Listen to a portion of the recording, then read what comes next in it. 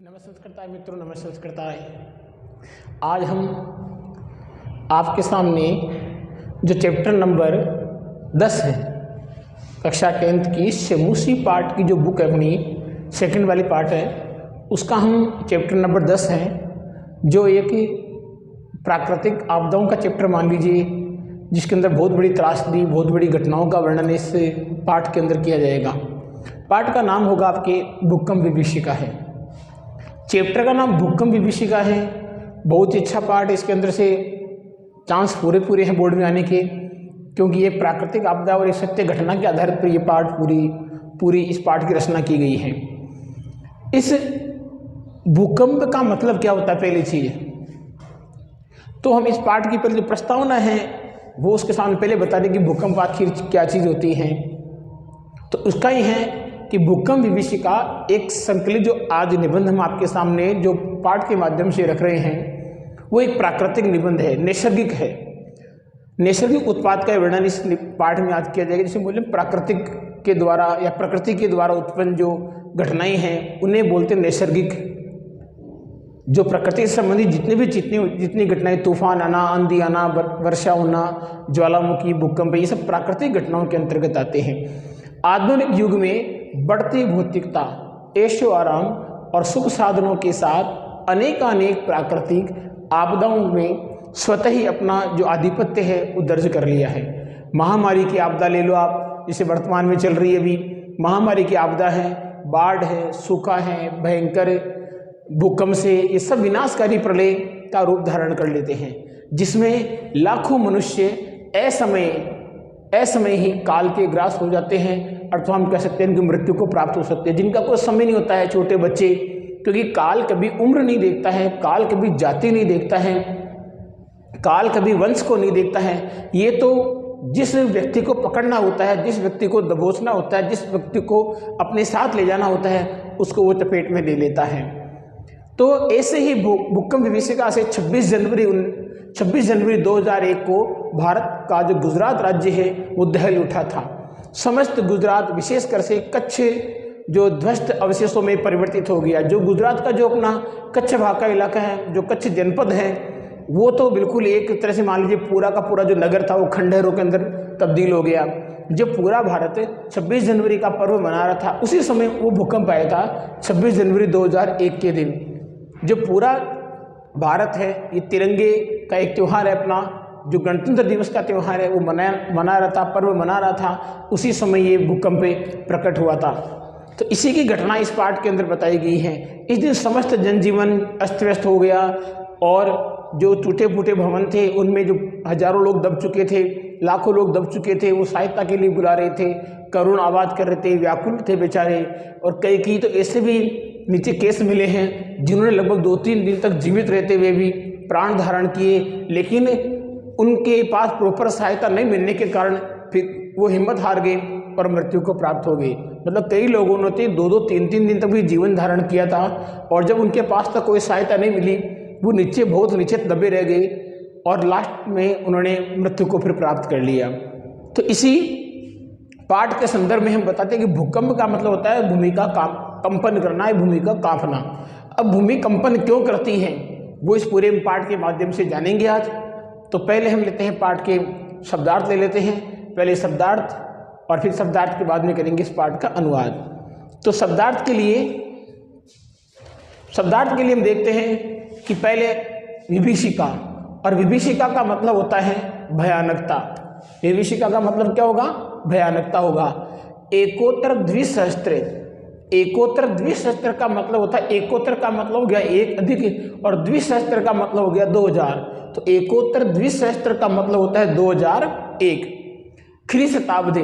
और ख्रीष्टाब्दी का अगर हम मतलब बताना चाहें तो ख्रीष्टाब्दी का मतलब होता है ईसवी शताब्दी में, जो कई पहले पाठों में आ चुके हैं 9th में। ख्रीष्टाब्दी का मतलब होता है ईसवी शताब्दी में। पर्वणी का मतलब होता है अवसर पर या पर्व पर।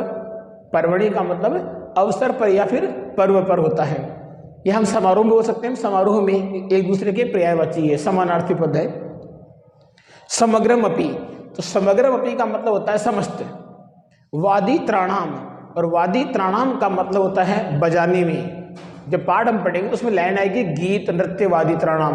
हमने वादित्राणाम का मतलब लिया और वादित्राणाम का मतलब होता है बजाने में। वादित्राणाम के बाद में आता है उल्लासे। उल्लासे में एक संधि होती है उत धन लासे। इस संधि को लत्व संधि भी बोलते हैं। वैसे व्यंजन संधि में ली हुई है तो इसमें लत्व व्यंजन इसका रूप ले लेंगे। वैसे कई बार इस संधि को परसवर्ण में भी ले लिया गया है। परसवर्ण के 3-4 कई बार बोर्ड का ऐसे सिलेबस आता है, बोर्ड का इस प्रकार का सिलेबस आता है कि उस परसवर्ण संधि में 3-4 प्रकार की संधियां ले ली गई हैं। वैसे होती है लत्व संधि है ये, क्योंकि यहाँ पर तय वर्ग के स्थान पर लय बन जाना और लत्व संधि होती है, तो हम इसको यहाँ पर लत्व व्यंजन संधि ही बताएंगे।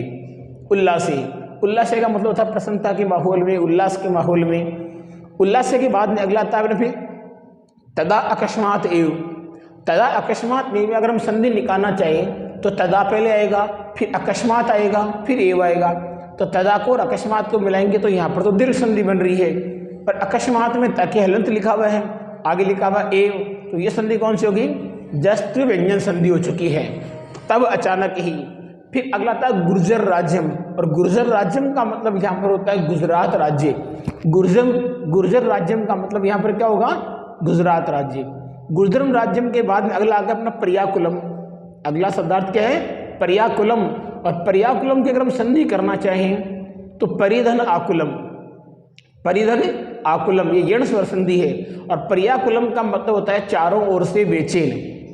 पर्याकुलम का मतलब क्या होगा? चारों ओर से बेचैन। पर्याकुलम के बाद में फिर अगला चलते हैं हम विपर्यस्तम। विपर्यस्तम अगर हम पद लेना चाहें तो विपर्यस्तम का मतलब होता है अस्त व्यस्त। विपर्यस्तम का मतलब क्या होता है? अस्त व्यस्त होता है। विपर्यस्तम के बाद में हमने क्रंदन विकलम, तो क्रंदन विकलम भी एक शब्द इस पाठ में आया है, और क्रंदन विकलम का मतलब होता है रुदन या रोने से व्याकुल।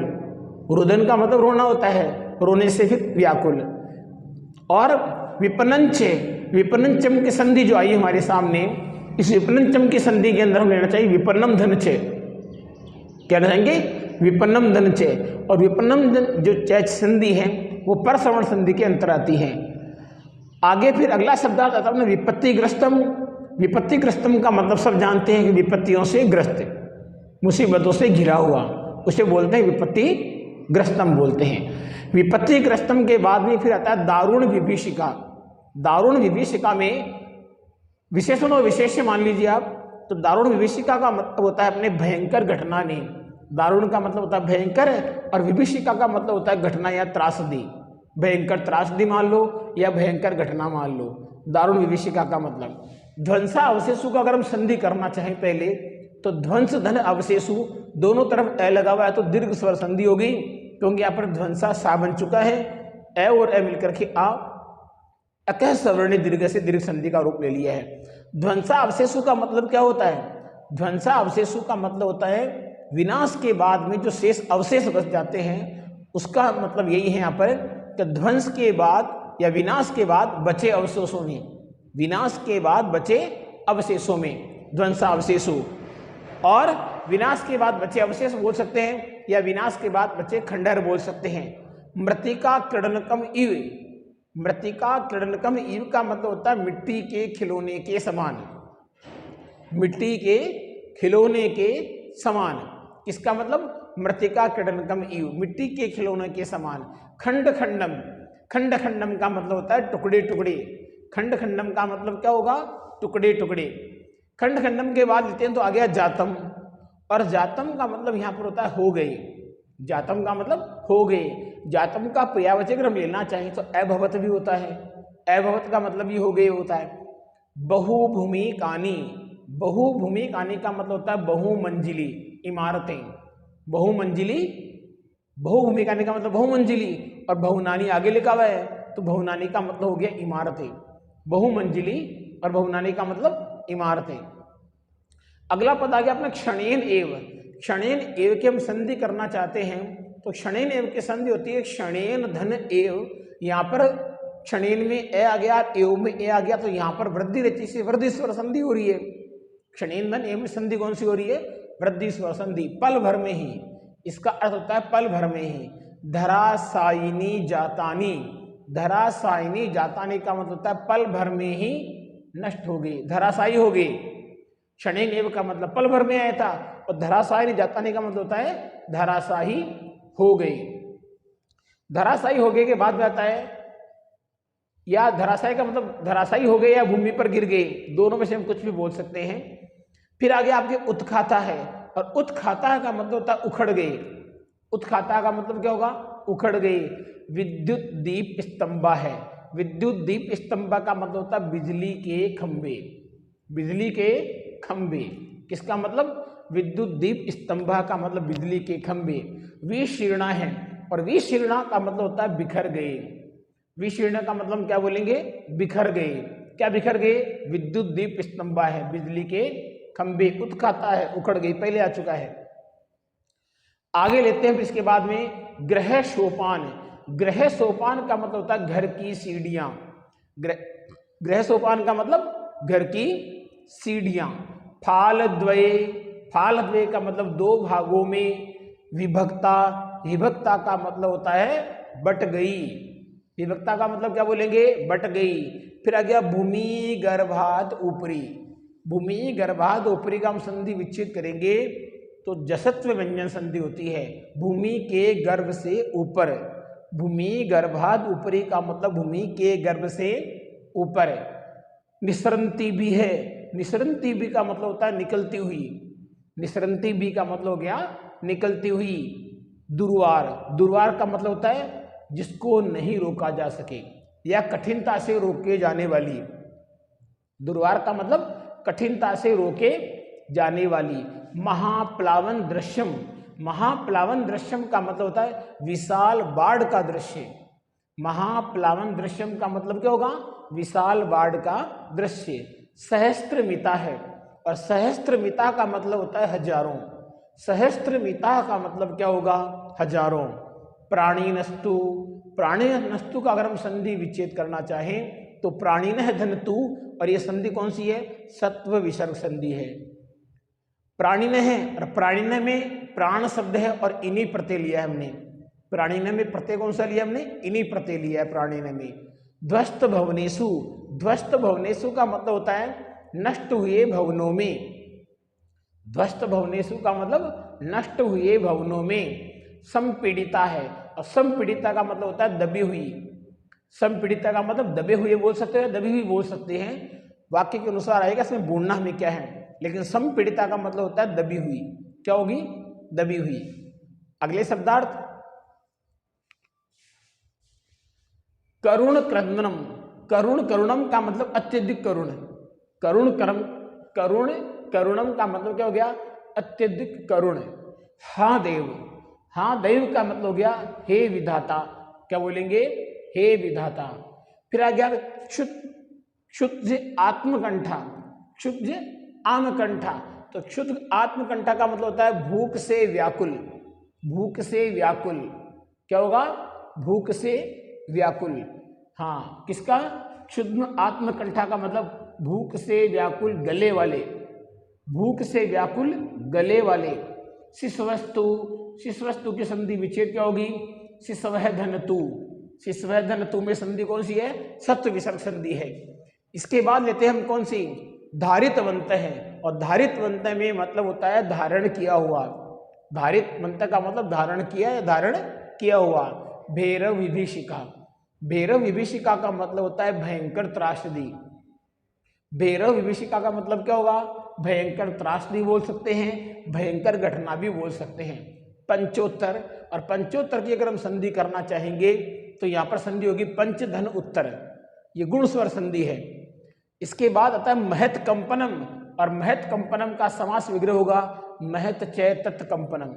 महत चय तत्कंपनम समास कौन सा है? कर्मधारय समास। समासों के भेद में एक भेद कर्मधारय भी है, तो महत चय तत्कंपनम का समास कौन सा होगा? कर्मधारय समास होगा। महत कंपनम के बाद में तुरंत इसके आगे वाला ले लेते हैं हम, तो आता है फिर लक्ष्य परिमिता है। लक्ष्य परिमिति का मतलब होता है लगभग लाखों, लगभग लाखों। और अकाल, अकाल का मतलब होता है बिना समय, बिना काल वाला, तो बिना समय। कवलिता है, कवलिता का मतलब होगा मृत्यु को प्राप्त हो गई। कवलिता का मतलब मृत्यु को प्राप्त हो गई। कस्मात प्रकंपते, किससे कांपती है या किस कारण से कांपती है। कस्मात् प्रकंपते का मतलब होगा किस कारण से कांपती है। अंतर्गर्भे, अंतर्गर्भे का मतलब होता है, पहले संधि ले लें इसकी, तो अंतःधन गर्भे ऋत्व संधि होती है। तो आंतरिक गर्भ में, अंतः गर्भे का मतलब होता है आंतरिक गर्भ में, और संधि इसकी लेना चाहें तो ऋत्व विसर्ग संधि का रूप है अंतःधन गर्भे।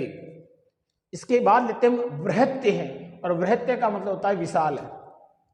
पाषाण शिला है, पत्थर की चट्टाने। पाषाण शिला का मतलब हो गया पत्थर की चट्टाने।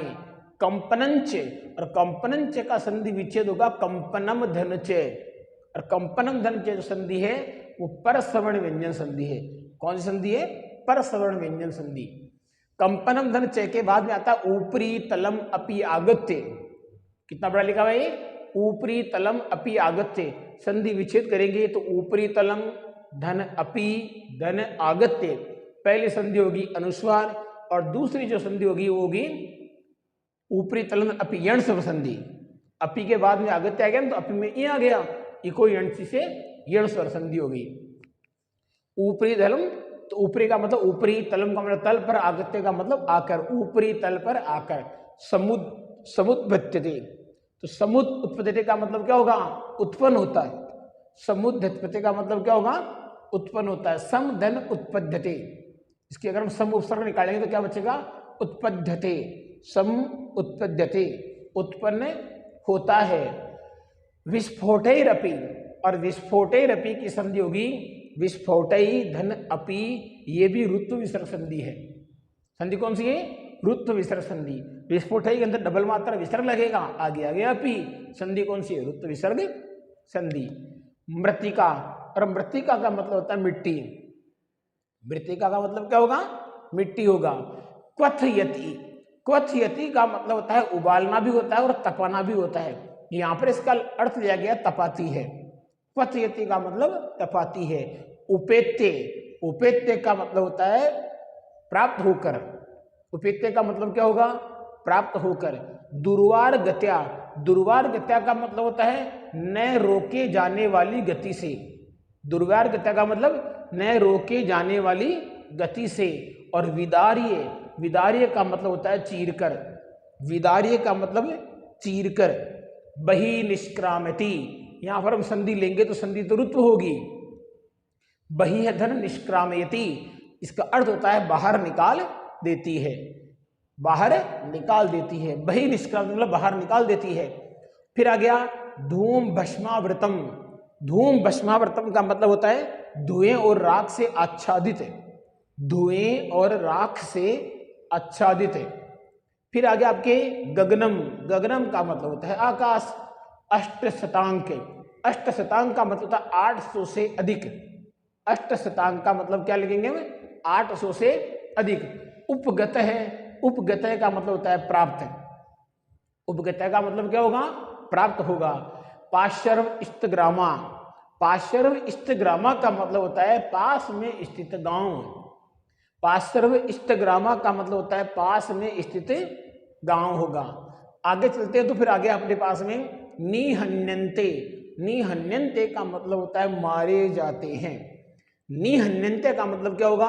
मारे जाते हैं। ज्वालाम उद्गिरंत है, ज्वालाम उद्गिरंत का मतलब होता है ज्वाला प्रकट करते हुए, ज्वाला प्रकट करते हुए। और यद्यपि, यद्यपि की संधि विच्छेद सब जानते हैं। यदि धन अपि, संधि कौन सी है? यण स्वर संधि का रूप यहां पर लिया इसने। तस्य उपसमनस्य, गुण स्वर संधि आ गई यहां पर। तस्य धन उपसमन, तस्य धन उपसमनस्य में संधि कौन सी है? गुण स्वर संधि। और इसका अर्थ होता है उसकी शांति का। तस्य उपसमनस्य का मतलब उसकी शांति का।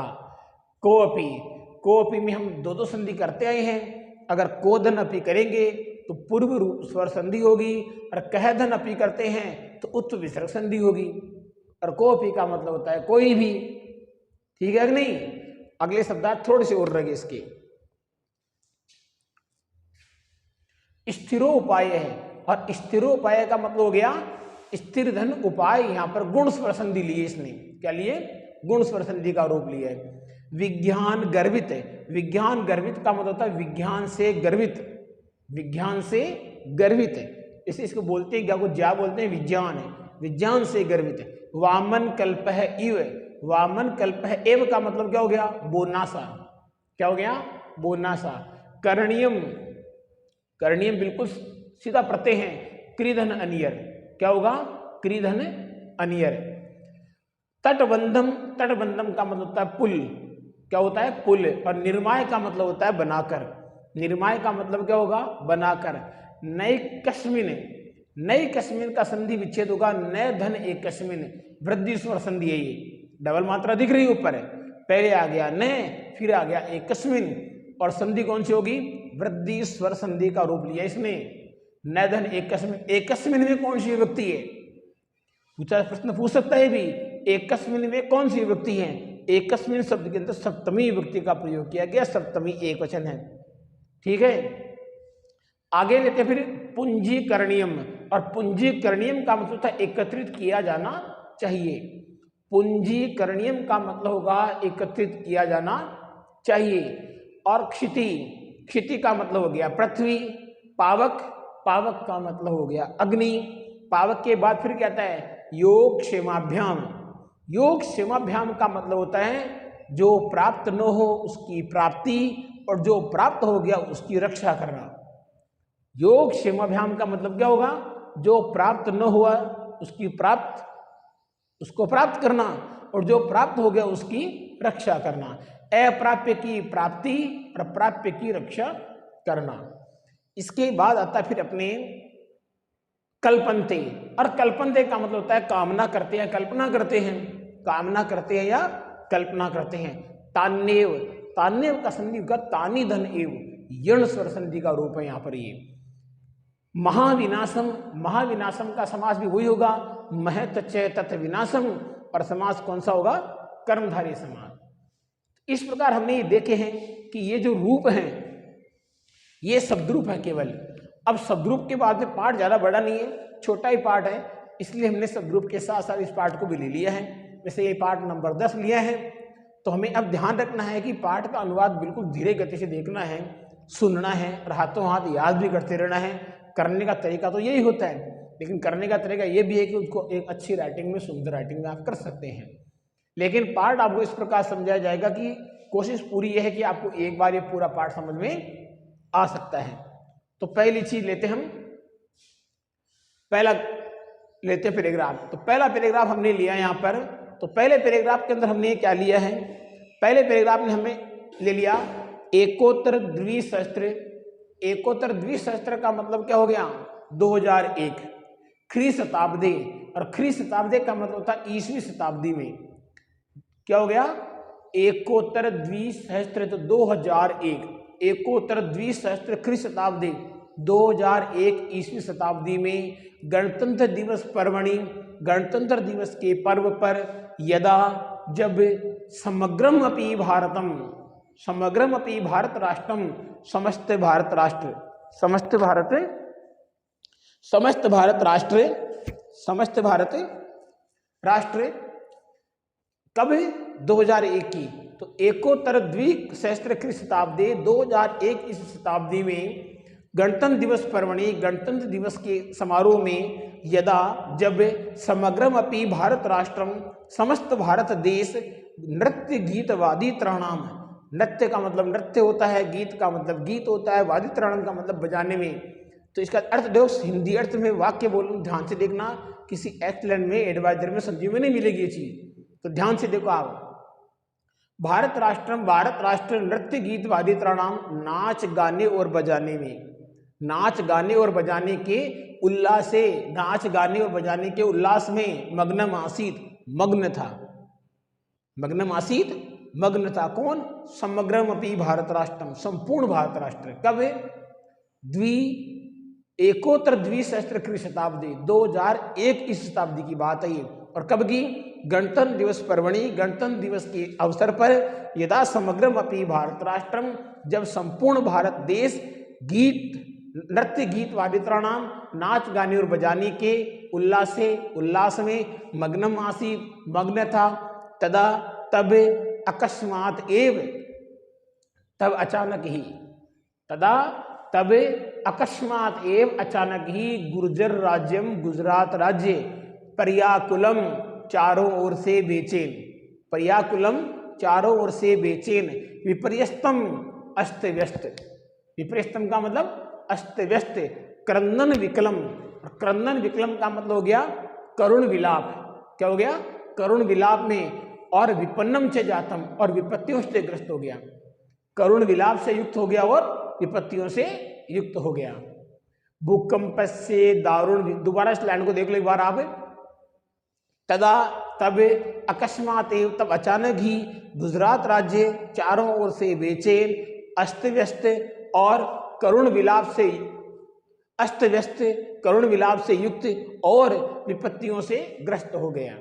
ठीक है, भूकंप से दारुण विभीषिका, भूकंप की भयंकर घटना ने समग्र समस्तमपि समस्त, भूकंप की भयंकर घटना ने समस्त गुर्जर क्षेत्रम गुजरात क्षेत्र विशेषण से और विशेष रूप से कच्छ जनपदम कच्छ जिले को ध्वंसा अवशेषु विनाश के पश्चात खंडरों में परिवर्तित कर दिया।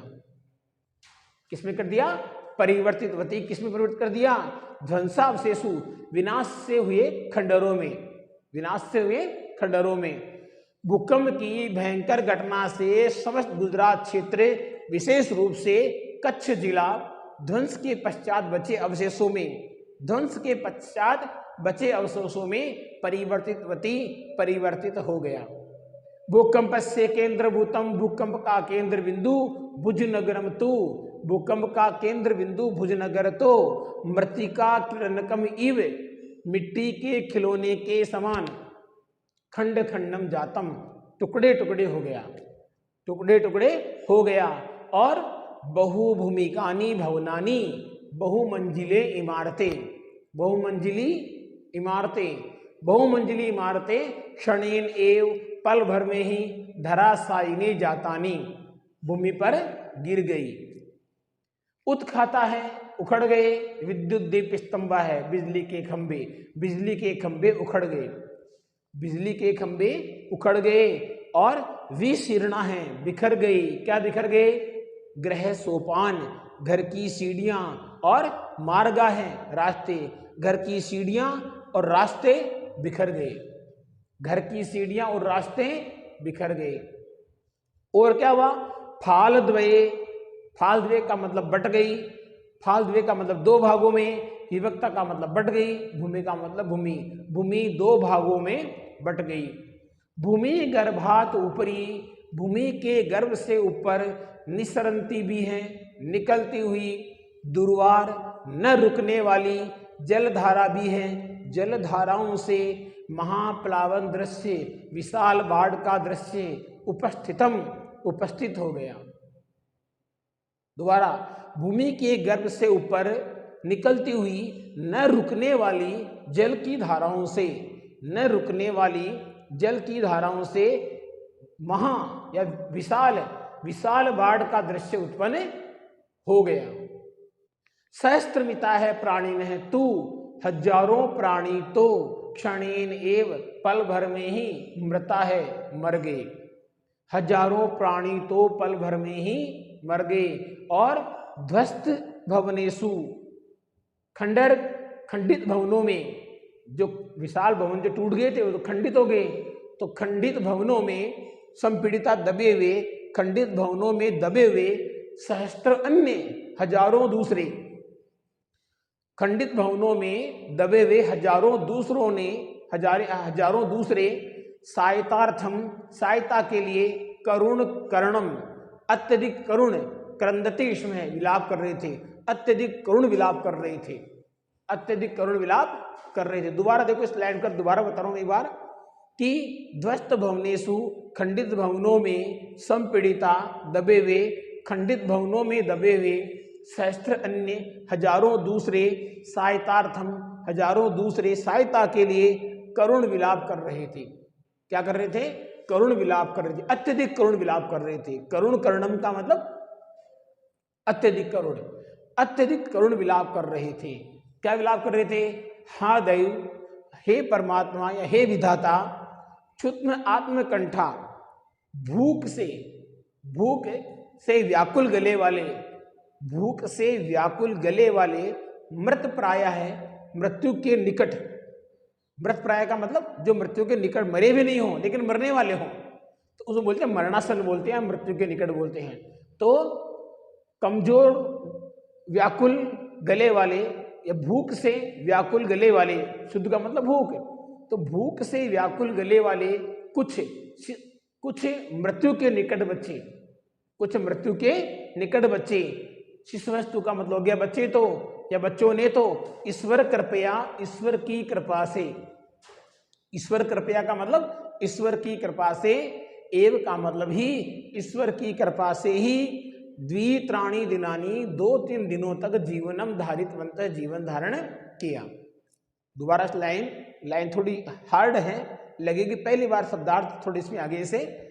क्षुद्म हा देव, हे विधाता, क्षुद्म आत्मकंटा है, भूख से व्याकुल गले वाले, मृत्यु के निकट कुछ बच्चों ने तो, भूख से व्याकुल, भूख से व्याकुल गले वाले, मृत्यु के निकट कुछ बच्चों ने तो, कुछ बच्चों ने तो ईश्वर की कृपा से ही 2-3 दिन तक जीवन धारण किया।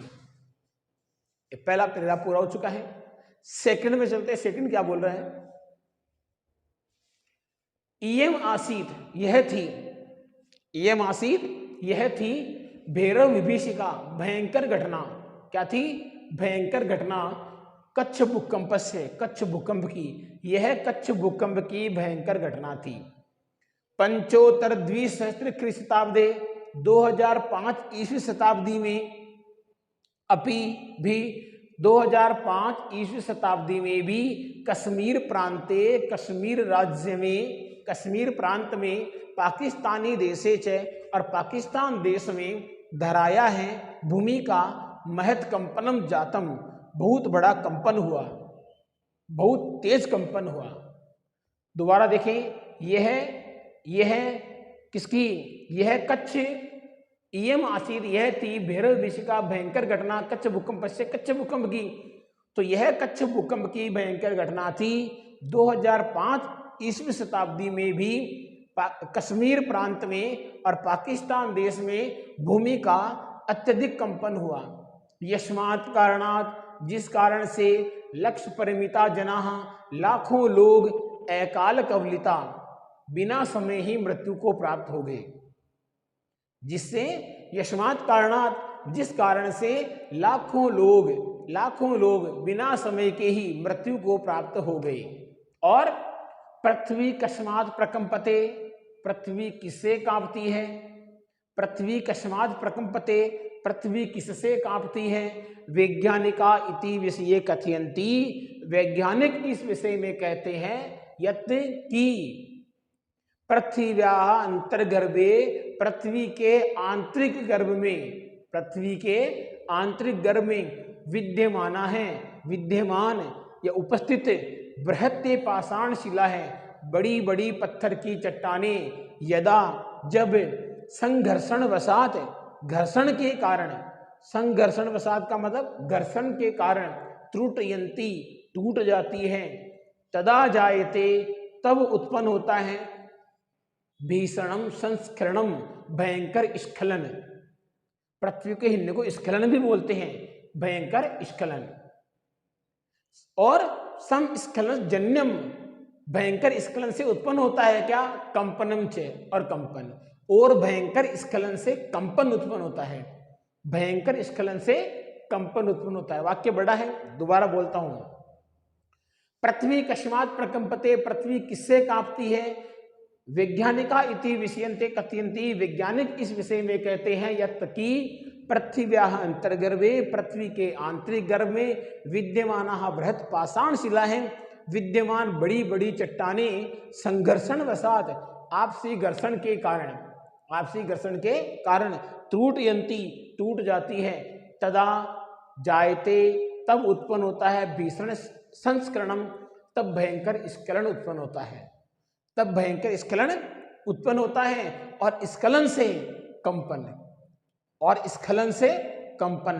स्खलन में आधा से, फिर ख, ल और न, स्खलन होता, वो सड़क वाला से आ जाता है इसमें।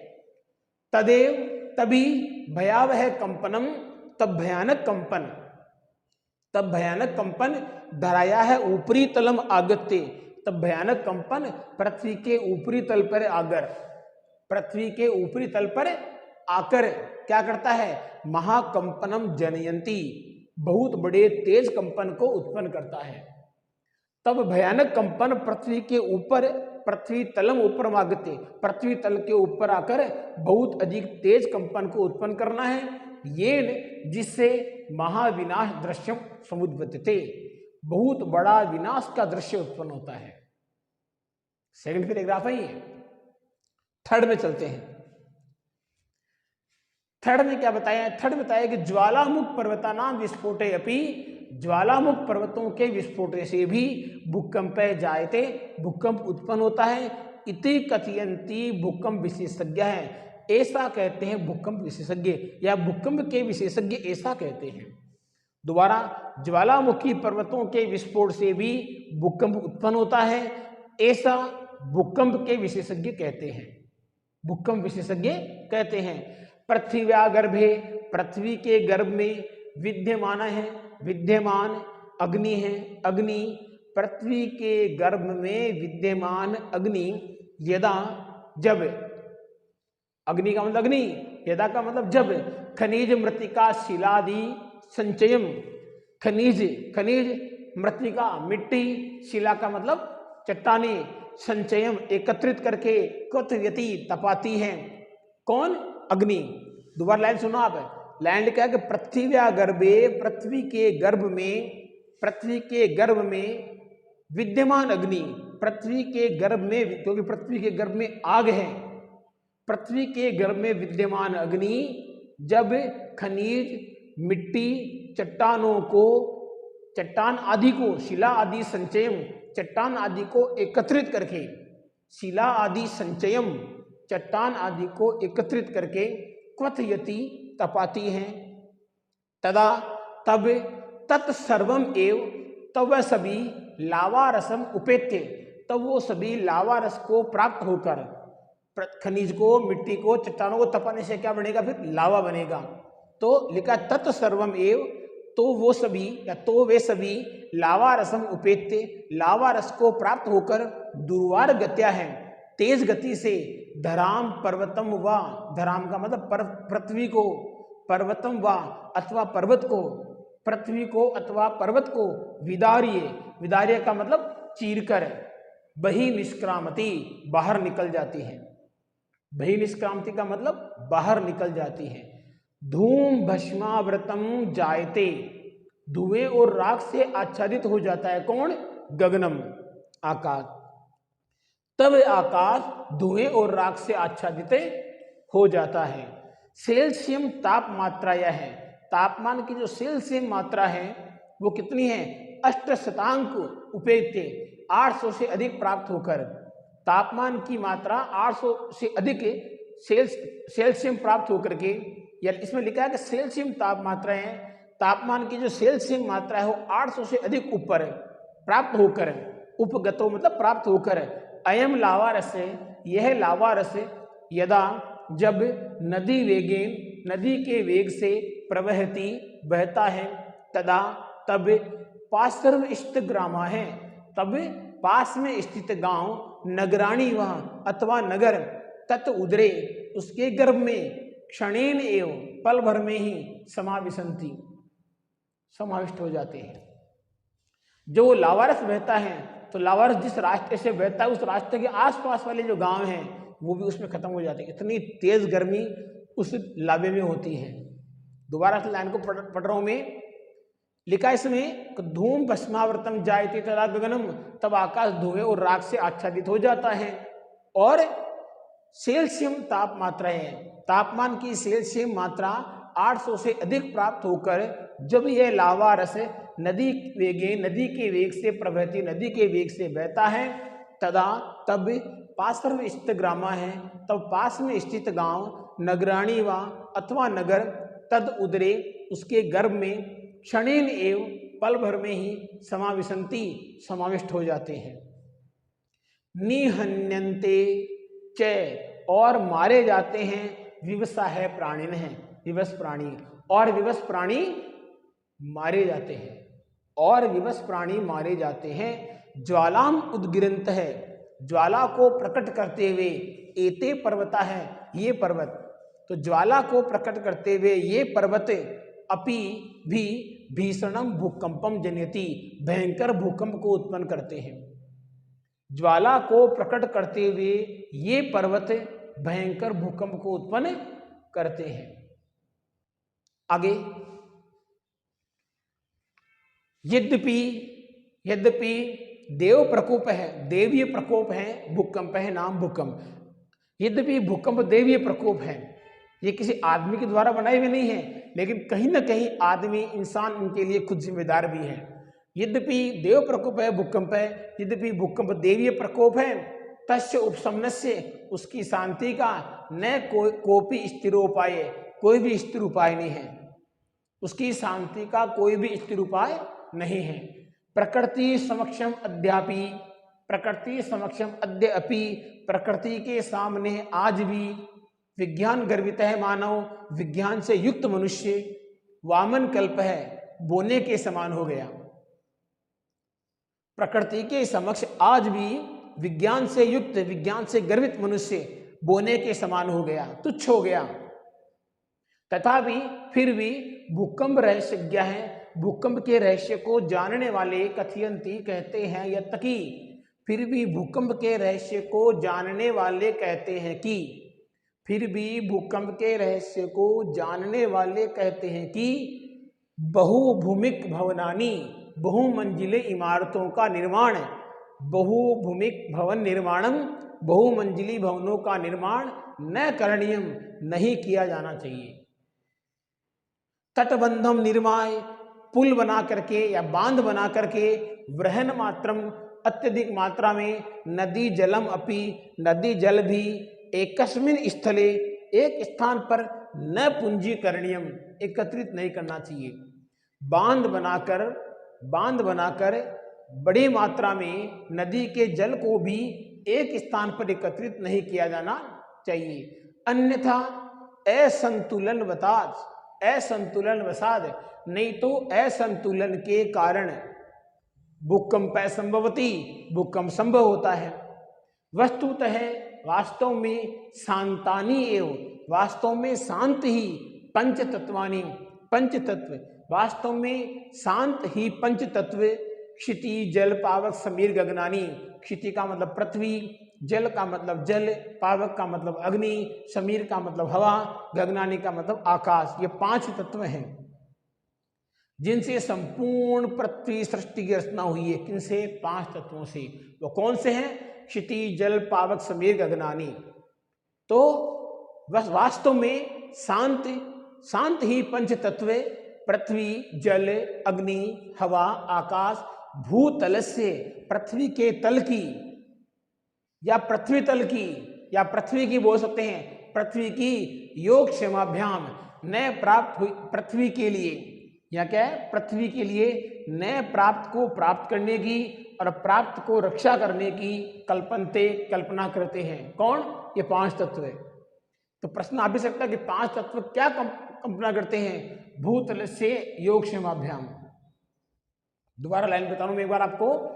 अन्यथा असंतुलन वस्तुत है, वास्तव में शांत ये पंच तत्व, पृथ्वी जल अग्नि हवा आकाश, पृथ्वी तल के नए प्राप्त को प्राप्त करने के लिए और प्राप्त की रक्षा करने के लिए कल्पना करते हैं या कामना करते हैं। अशांतानि खलु, ये निश्चित रूप से अशांत, तानि एव, तानि का मतलब वे, एव का मतलब है, तो वे निश्चित रूप से अशांत ही महाविनाशम उपस्थापयन्ति, महाविनाश को उपस्थित करते हैं। अर्थात ये 5 तो जब अशांत होते हैं, या 5 में से एक भी अशांत हो जाए तो पृथ्वी पर तहस नहस मच सकता है। इसलिए इन 5 तत्वों की रक्षा की जानी चाहिए। तो इस लाइन का अर्थ नहीं है ये वे पंच तत्व या वे अशांत होने पर महाविनाश को उपस्थित कर सकते हैं। पाठ इतना गंभीर पाठ है, प्रकृति को लेकर पाठ है कि प्रकृति के साथ छेड़छाड़ करना कितनी महंगी पड़ सकती है। और ये ध्यान रखना है कि पृथ्वी, और न केवल पृथ्वी बल्कि अपना मनुष्य शरीर भी इन्हीं पंच तत्वों से मिलके बना है। ये शरीर कहीं से लाया हुआ नहीं है, किसी उधार या किसी दुकान पे खरीदा नहीं जा सकता, मनुष्य किसी दुकान में बेचा नहीं जा सकता या उसे खरीद नहीं सकते। ये पृथ्वी के पंच तत्वों से बना है। जो मनुष्य खाता है, अनाज खाता है, खाना खाता है, जो कुछ भी भोजन के रूप में, भोज्य के रूप में लेता है, वो सभी हमें प्रकृति से ही मिलते हैं और प्रकृति में मिल जाते हैं। और प्रकृति के जो पंच तत्व हैं, इनके अंदर पांच चीजों का नाम बताया गया है, ये हमें याद रखना है। इस सृष्टि में, इस संसार में जितनी महंगी चीजें, महंगा खाना खाते हैं, सस्ता खाना खाते हैं, महंगे कपड़े पहनते हैं, ये सभी कहीं से कोई दूसरे ग्रह से आए हुए नहीं हैं, ये पृथ्वी ग्रह से लिए गए हैं। और पृथ्वी ग्रह में भी किससे लिए? प्रकृति, नेचुरल, बिल्कुल नैसर्गिक है ये।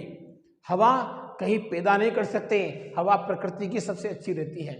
ऑक्सीजन जो लोग बना रहे हैं कारखानों में, वो ऑक्सीजन, और एक हम जो ग्रामीण इलाकों में जो वृक्ष लगा रहे हैं, पेड़ पौधे लगा रहे हैं, उनसे प्राप्त ऑक्सीजन, दोनों में बहुत ज़्यादा अंतर है।